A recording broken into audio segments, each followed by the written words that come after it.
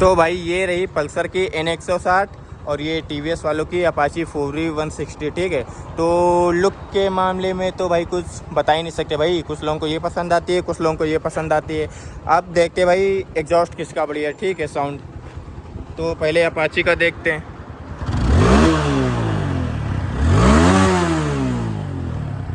और अब देखते हैं इसका, ठीक है। ये दबाओ जरा क्लच।